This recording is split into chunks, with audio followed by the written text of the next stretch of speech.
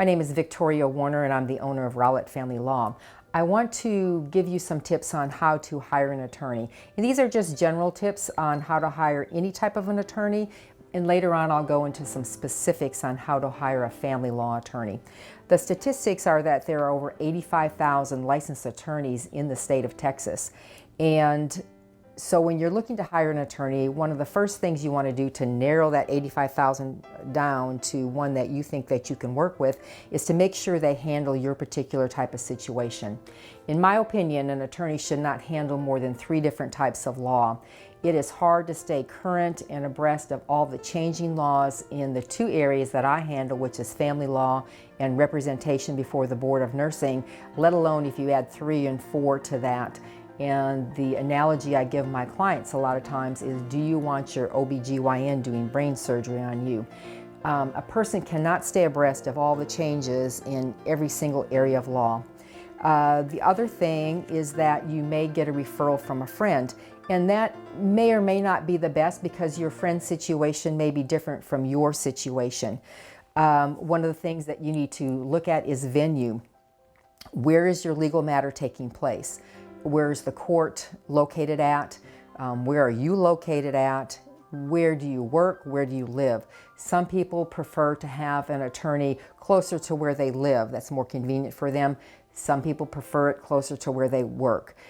You should always, though, find an attorney that practice is close to or adjacent to the county that your matter is located in. For instance, if you have a matter in Dallas County, you probably do not want to have an attorney that's located in Houston, because they're not going to be familiar with the judges, with the courts, and if there are any hearings or trials that need to be attended, they are going to be charging travel time to get to your particular venue. The other thing to take into consideration is the expense. Legal matters are very costly, and if you are paying for a downtown firm, they have to factor in their housing, their digs, into their hourly rate. So you want to make sure that that you know what you're paying per hour, or if it's a flat fee, what that fee is going to be, and know that you can afford that. You want to check out and ask your attorney how often they send billing statements, what their billing practices are, what they charge. Do they charge extra for things like mileage, parking, postage, faxes, certified fees? Most attorneys do charge for, obviously, filing fees and service of process fees and those sorts of big ticket items. But for instance, myself, my hourly rate encompasses and includes all those small charges that I don't want to keep track of, like faxes, copies, postage, like I said, mileage and parking, that sort of thing. Make sure that your contract with your attorney is in writing and that you get a copy of it. And also you should check into your attorney as far as how difficult of a situation you have and what the competency level is. You can look at the online reviews as well as the State Bar website to make sure the attorney is currently licensed, and you can check out any disciplinary actions they may or may not have been involved with. Ask the attorney to look at their resume or curriculum vitae, and does your attorney have a professional website? These days that's a necessity, and I would be very leery of an attorney that does not have a professional website. Then when you get your list narrowed down to maybe your top 2 or 3, the things to then focus on are experience. Good attorneys do not have to, nor do most of them, give free consultations except in contingency fee matters. And then experience, my personal opinion is that over 10 years 5 years is a must, 10 years is better. And I'm talking from my own personal experience. I did a lot of learning in those first 5 years. I did a lot more learning in the second 10. And so if you are paying the same amount for an attorney that's licensed 5 years versus 10, you might consider the attorney that's been licensed for 10 years or more. Again, we're going to go back to office and location. Do you want the attorney to be close to your work or your residence? And then do you have access to the attorney via email, text, or phone? The office staff, can you communicate and get along with them? And are they relaying messages to the attorney? And the ease of access that you have.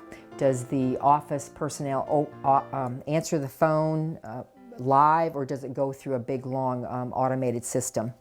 And then will you or another attorney in the firm be handling my case? If it's a large firm, you might want to ask that question if the attorney that you're interviewing is going to delegate that to somebody that is a junior partner. Another important factor is a trust factor. Can you communicate with that attorney? Not all people communicate with all attorneys on the same level. And then are the attorney's goals compatible with your goals? If you want a heavy litigation attorney, then you probably are not looking for somebody that is litigation avert, that wants to settle everything. But by the same token, if you are wanting to settle things, you probably shouldn't look for a very litigious litigation attorney, because they're going to try and lead you down the path of being very litigious and doing depositions and discovery, when maybe you and in this case, a divorce case, you and your spouse have everything already worked out. You want to know how involved the attorney is going to be in your case. Are you going to get weekly or at least bi-weekly updates? And then specific matters to your case, what can you do to keep the costs down? Will the attorney let you do some of the running, some of the errands, some of the preparation for exhibits? And then maybe ask whether the attorney is even willing to barter out services. There are some attorneys that will, are in need of a new roof, and you're a roofer. So you might want to ask that. I mean, it does have to be reported on taxes, but it may be some way that you can exchange and barter out services to keep your legal bill down. Things to really remember is that an attorney is a service provider and they work for you, but that either party can terminate the relationship at any time, with a few exceptions. If you're too close to a court date, the judge may not allow the attorney to withdraw, but it works both ways. A client can let go the attorney, fire the attorney can fire the client. Attorneys need to be paid for their time. If an attorney is not being paid, I'm going to tell you that they tend to push those cases to the back burner. It's just, I think, human nature. The person that, when you send out a bill and they pay you immediately or within a week, then you're going to get better service than the client that has a $1,000 or $2,000 bill hanging out there that keeps promising to pay but doesn't do it. And then remember that not all clients are a good match for all attorneys.